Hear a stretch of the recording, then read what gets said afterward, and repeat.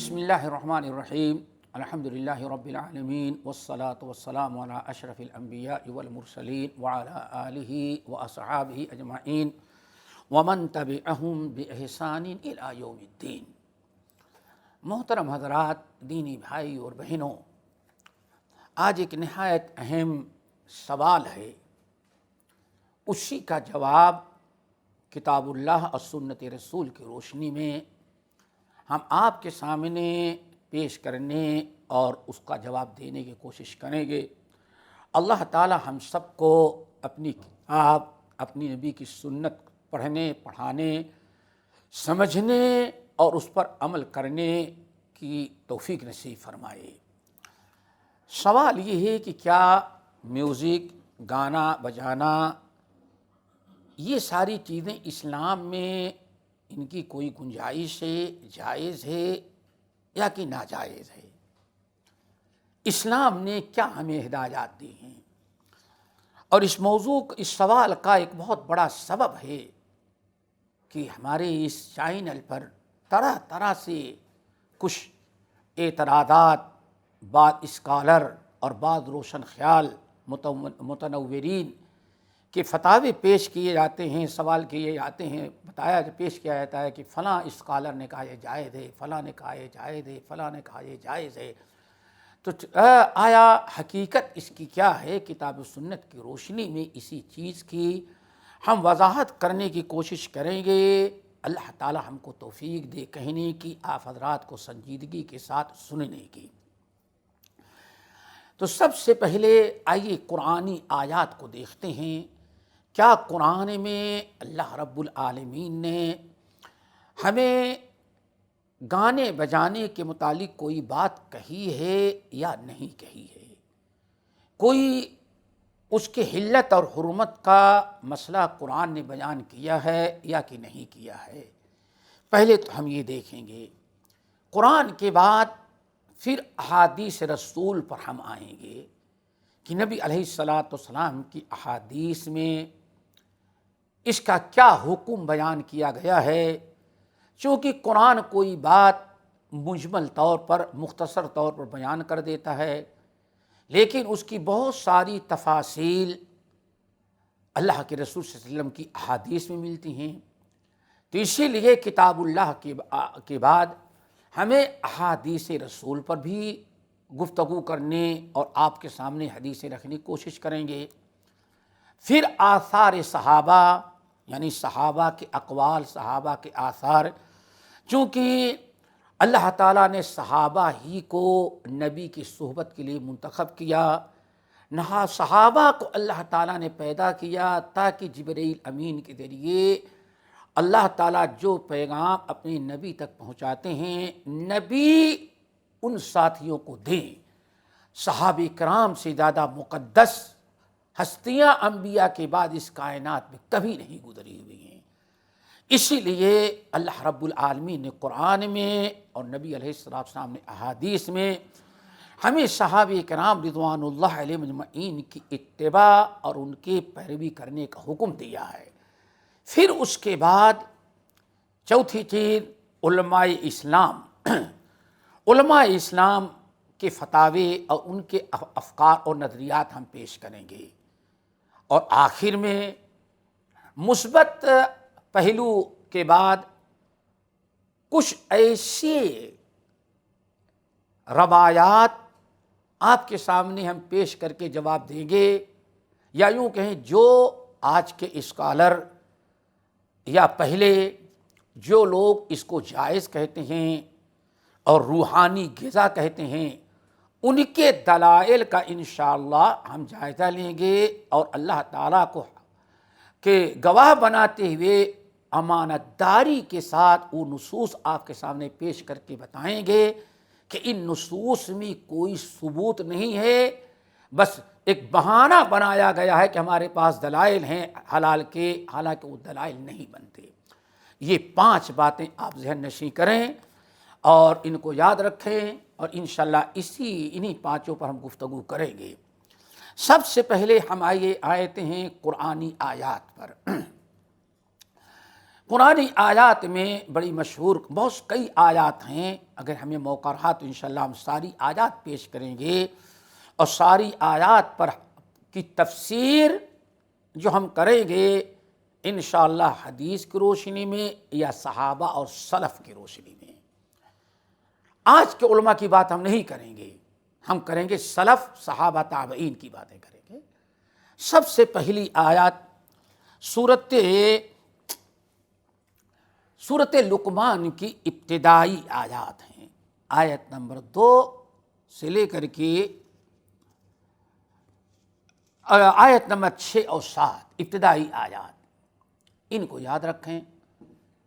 ابتدائی آیات بالکل ہیں۔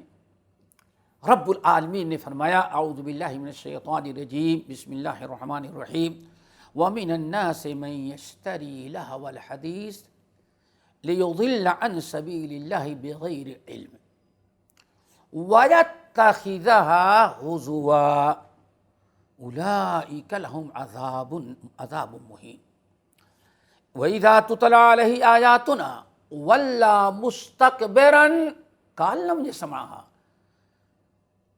كأن في أذنه وقرا فبشره بعذاب علیم۔ پہلے اس آیت کا ترجمہ سمجھ لیں تاکہ آپ کے سامنے معنی مفہوم معلوم رہے۔ اللہ تعالیٰ ارشاد فرماتے ہیں وَمِنَ النَّاسِ، من کے معنی آتا ہے، یہ جو من آتا ہے عربی زبان میں، اس کا ایک بڑا اہم معنی ہوتا ہے بعض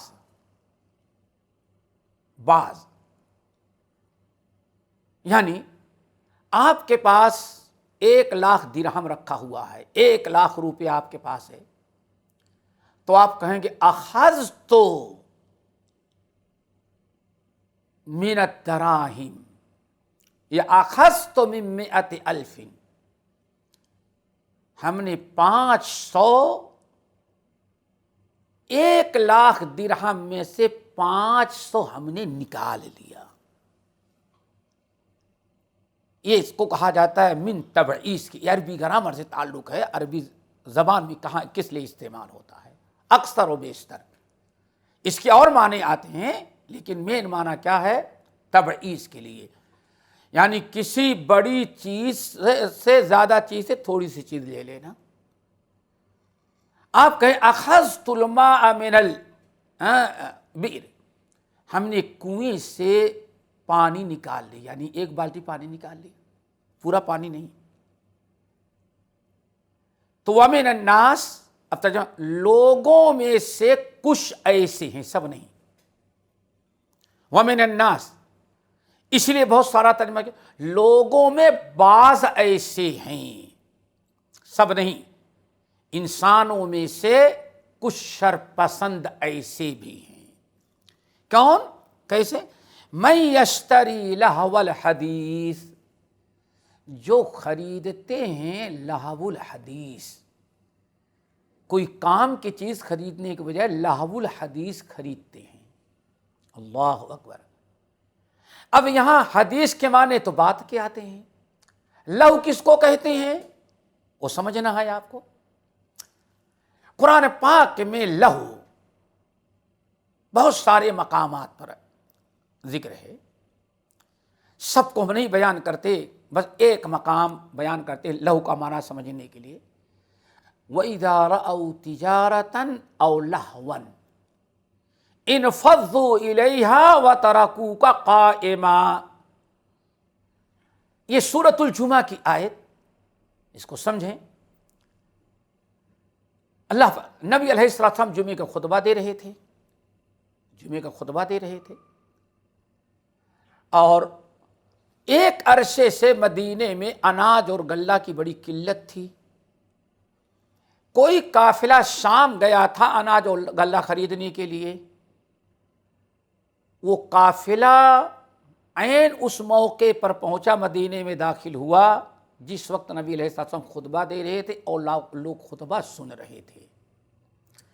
دوستو، لہو کا معنی سمجھنے کے لیے اس پر توجہ اور غور سے سنیں گے تبھی لہو کا معنی اچھی طرح سے سمجھ میں آئے گا۔ داخل ہوا تجارتی قافلہ اور اعلان کر دیا گیا کہ غلہ آ چکا ہے۔ اللہ اکبر، غلہ آ چکا ہے۔ قافلہ مدینے میں داخل ہو گیا، شام سے تجارت غلہ لے کے آ چکا ہے۔ تو چونکہ ایک عرصے سے مدینے میں غلہ نہیں تھا، سارے لوگ غلہ خریدنے کے لیے ٹوٹ پڑے۔ جو لوگ جمعے کا خطبہ سن رہے تھے ان میں سے بہت سارے لوگوں نے سوچا کہ ابھی تو جمعے کا خطبہ ہو رہا ہے، پھر اللہ کے رسول نماز پڑھائیں گے، پھر ہم سنت پڑھیں گے، مسجد سے جمعے سے فارغ ہوتے ہوتے تو کہیں غلہ ہی ختم ہو جائے گا۔ اس لیے وہ جمعے کا خطبہ چھوڑ کر کے غلہ خریدنے کے لیے ٹوٹ پڑے۔ اللہ نے سورۃ الجمعہ کی آیت نازل کی، وَإِذَا رَأَوْا تِجَارَةً أَوْ لَهْوًا، جب انہوں نے یہ دیکھا تجارت یا لہو دیکھا آپ نے لہو، وَإِذَا رَأَوْا تِجَارَةً أَوْ لَهْوًا، لہو جب انہوں نے تجارت دیکھی یا لہو دیکھا، انفضوا الیہا، تو اس تجارت اور لہو کی طرف ٹوٹ پڑے، وَتَرَكُوكَ قَائِمًا، اور آپ کو خطبہ دیتے ہوئے اکیلے چھوڑ دیا۔ کچھ لوگ باقی رہے، اکثر لوگ بھگ کر کے چلے گئے۔ اللہ اکبر، دیکھیں یہاں لہو کا لفظ استعمال ہے۔ عربی زبان میں جب آپ نے سورۃ الجمعہ کی آیت سن لیا، سمجھ لیا، تو اب لہو کا معنی سمجھنا بہت آسان ہے۔ عربی زبان میں ایک ہے لعب، لعبہ، کھیلنا، لعب۔ ملعب کہتے ہیں، فٹ بال گراؤنڈ جو ہوگا ملعب کہتے ہیں، کرکٹ گراؤنڈ جو ہوگا اس کو ملعب کہتے ہیں، جو کرکٹ کھیلا جاتا ہے۔ تو لعب کہتے ہیں کھیل کود کو، بے معنی بے مقصد۔ اور ایک ہے لہو۔ لہو کس کو کہتے ہیں؟ لہو کہتے ہیں ایسی فضول چیزیں، ایسا کھیل، ایسی فضول چیزیں جو آپ کو اپنے اصل مقصد سے اپنے اندر مشغول کر لے، اس کو کہا جاتا ہے لہو۔ لعب اور لہو میں یہی زمین و آسمان کا فرق ہے۔ ہو سکتا ہے آپ لعب کر رہے ہیں لیکن کوئی آپ کا اپنا اصلی مقصد نہیں چھوٹ رہا ہے۔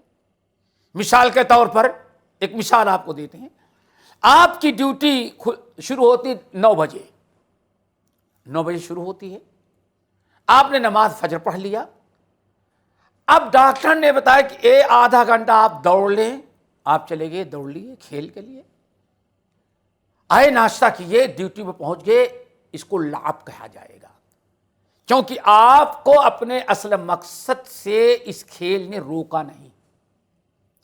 لیکن آپ اگر ایسا کوئی کھیل شروع کر دیں کہ جس میں آپ کو اپنی ڈیوٹی چھوڑنی پڑ گئی، آپ کی اپنی ذمہ داری، اب امانت میں خیانت ہے، اب اس کھیل نے آپ کو آپ کے اصلی مقصد سے محروم کر دیا، اس لیے اس کو کہا جاتا ہے لہو۔ اب آیت کا مطلب سمجھیں، قرآن پاک میں بہت سارے مقامات پر لہو ہے۔ یہ لہو اور لعب دو لفظ بولے جاتے ہیں، دونوں میں بڑا فرق ہے۔ اللہ نے ارشاد فرمایا وَمِنَ النَّاسِ مَن يَشْتَرِي لَهْوَ الْحَدِيثِ، کچھ لوگ ایسے ہیں، کچھ لوگ ایسے بھی ہیں بدبخت جو لہو الحدیث خریدتے ہیں۔ لہو کے معنی آپ نے سمجھ لیا، حدیث کے معنی بات، یعنی ایسی چیزیں، ایسی باتیں، غور کرو، ایسے لہو، حدیث جو زبان سے نکلتی ہے بات، فَبِأَيِّ حَدِيثٍ بَعْدَهُ يُؤْمِنُونَ، حدیث کہتے ہیں بات کو جو زبان سے نکلے۔ اب لہو الحدیث ایسی باتیں جو انسان کو اس کے اصل مقصد سے پھیر کر کے اپنے اندر مشغول کر لے، اس کو کہا جاتا ہے لہو الحدیث۔ اب لہو الحدیث کا مطلب آپ نے سمجھ لیا، اور اللہ نے بڑی وضاحت کر دی۔ ایسے بدبخت ہیں جو لہو الحدیث خریدتے ہیں۔ مقصد کیا ہوتا ہے؟ کس لیے؟ کوئی مقصد ہوگا نا، کیا ضرورت ہے لہو الحدیث خریدنے کی؟ اللہ نے آگے مقصد بیان فرمایا، یہ بدبخت لہو الحدیث جو خریدتا ہے، ایسی باتیں، ایسی چیزیں خرید کے لاتا ہے، ایسی گفتگو، ایسی باتیں کہ جو باتیں بڑی دلچسپ ہیں، جن کو سننے میں لوگ اتنے مست ہو جاتے ہیں کہ اپنا اصل مقصد بھول جاتے ہیں۔ اور وہ لہو الحدیث اپنے اندر اتنی جاذبیت رکھتی ہے کہ لوگوں کو اپنے اندر مشغول کر کے دنیا کی ہر چیز سے غافل کر دیتی ہے۔ ایسی لہو الحدیث کیوں خریدتا ہے بدبخت؟ اللہ نے فرمایا لیضل عن سبیل اللہ، تاکہ لوگوں کو اللہ کے راستے سے بھٹکا دے، روک دے۔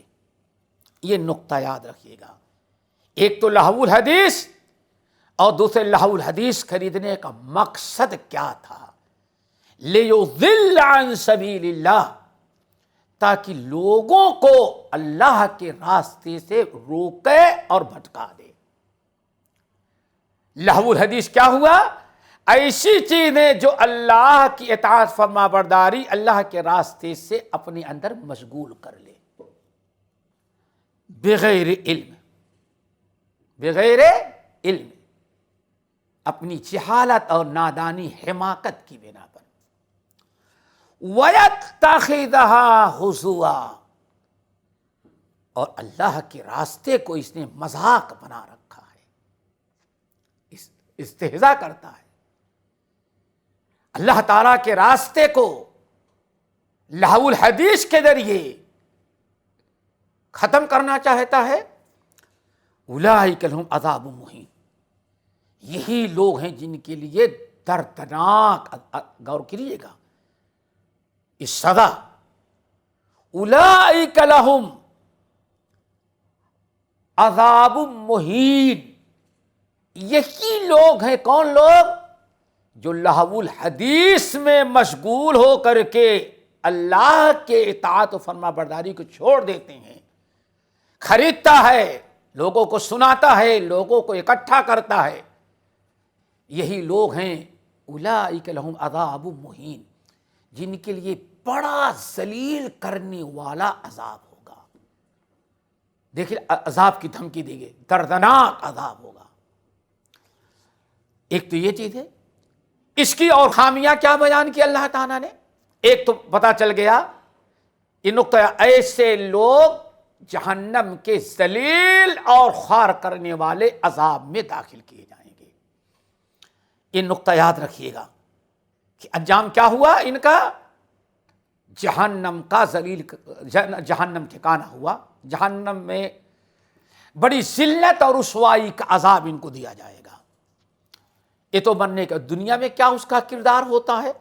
وَإِذَا تُتْلَىٰ عَلَيْهِ آيَاتُنَا وَلَّىٰ مُسْتَكْبِرًا، اور ایسے یہ بدبخت ہو جاتے ہیں جب ان کے پاس، ان کے سامنے اللہ تعالیٰ کی کتاب کی تلاوت کی جائے اور اللہ تعالیٰ کی کتاب پڑھ کر کے سنائی جائے، اللہ کی آیات پیش کیے جائیں تو وَلَّىٰ مُسْتَكْبِرًا، تکبر اور گھمنڈ کے ساتھ پیٹ پھیر کر کے چلا جاتا ہے، اور ایسا ہو جاتا ہے کأن لم یسمعھا، گویا کس نے کوئی بات سنی ہی نہیں، کوئی اس کو کچھ سنا ہی نہیں رہا ہے۔ کأن فی اذنیہ وقرا، سمجھو کہ اس کے کان میں ایک ڈانٹ ڈال دی گئی ہے۔ فبشرہ بعذاب علیم، آپ ہمارے نبی دردناک عذاب کی اس کو خوشخبری سنائیں۔ دیکھیں یہاں دردناک عذاب، ایسے انسان کو دردناک عذاب کی خبر قرآن نے دیا ہے۔ اے تو آپ نے ترجمہ ابھی تک سمجھا، اب آئیں اس آیت کا شان نزول دیکھیں۔ کہا جاتا ہے تقریباً تمام مفسرین کا اس بات پر اتفاق ہے، اور یہ وہ مفسرین ہیں جو آج کے یہ پیشہ ور لوگوں سے بہرحال ہزاروں گنا تقوی پرہیزگاری میں اچھے تھے، جو آج گانے کو حلال کہتے ہیں۔ جمہور مفسرین نے نقل کیا کہ جب نبی علیہ السلام پر قرآن آیا اور قرآن کے اندر اتنی جاذبیت تھی اور لوگ قرآن سننے لگے اور جو بھی سنتا متاثر ہوتا، کلمہ پڑھتا، ایمان لاتا، تو ایک بڑا تاجر تھا کم وقت مکے کا،